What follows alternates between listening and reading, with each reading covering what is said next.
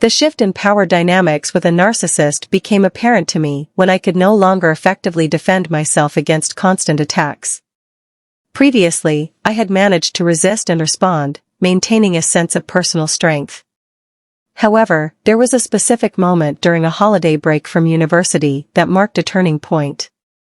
The narcissist would incessantly call me during the holidays, primarily to vent about failing an exam and needing to retake it. This constant flood of negativity disrupted my ability to study for my own exams, resulting in my missing several of them.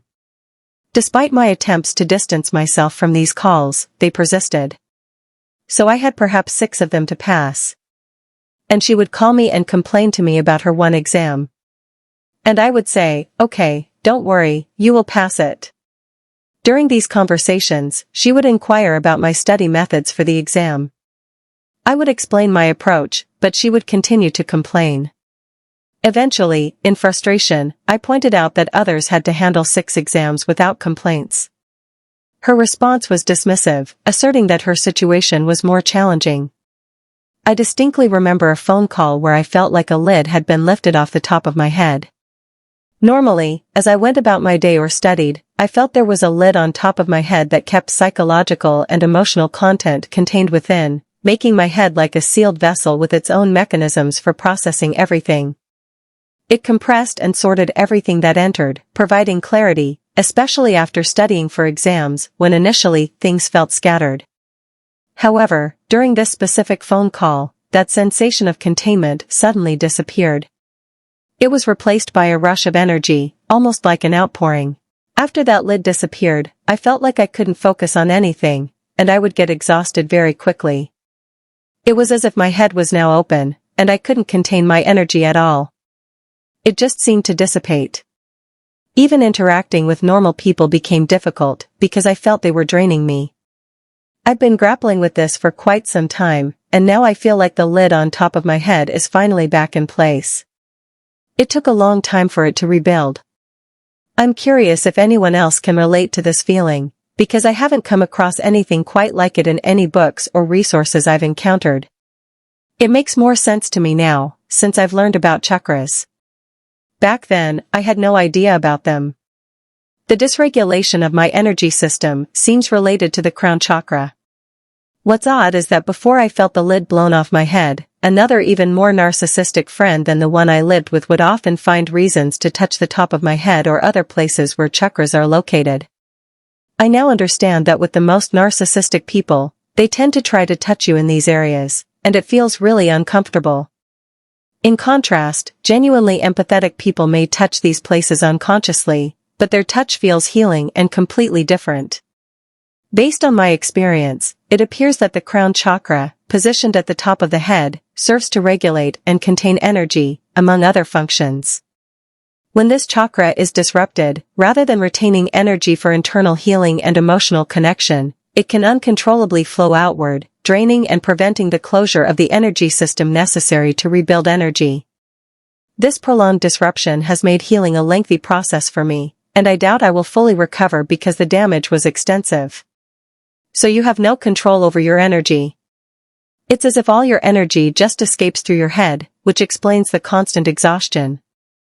Not only from thinking about narcissists, feeling guilty, and blaming yourself, but also because your energy doesn't stay within you, it just flies out. I remember when I used to dance, I felt physically strong. I could grip things tightly, my strength was evident. But after dealing with narcissistic episodes, I remember struggling for a long time. Simple tasks like opening a bottle of water became impossible, and I often had to ask someone else to do it for me. When your energy escapes, your body doesn't function the same way. Even in conversations, where you used to be playful and engaging, now it feels different. Trying to be playful comes off as abrasive rather than enjoyable. It's like your body doesn't respond as it used to, despite wanting to engage positively with others. I recall feeling rough and clumsy, not by choice, but because my body lacked the energy for refined actions. It resorted to basic movements to conserve energy. When I tried activities I used to enjoy, my body didn't respond as before. Even my voice sounded different, lacking its previous harmony. Narcissistic abuse disrupts your energy system, feeling like a violation of your inner balance. Your body doesn't react the same way anymore. It takes time to rebuild that connection and regain control over your responses. My entire body became extremely rigid, and despite some improvement, I doubt I'll ever regain the same level of flexibility and body awareness. I used to love sports and dancing, but I couldn't participate anymore because I lacked energy and balance. Movements that were once effortless became difficult due to stiffness and immobility. I also experienced brain fog, feeling like I was enclosed in a container of water. It was as if things couldn't reach me, or I couldn't connect with my surroundings. The water isolated me. I had widespread pain in all my joints, and I became very slow in both movement and thought, resembling a sloth, whereas I used to be quick and sharp. Because of my exhaustion, I found myself unable to engage in activities that used to bring me joy, such as previously mentioned dancing, sports, learning new things, or even reading. Reading became a challenge. I could only manage 5 to 10 minutes a day before the strain on my eyes made it feel like I was losing my sight. I found myself isolated from others, not by choice, but because of my exhaustion.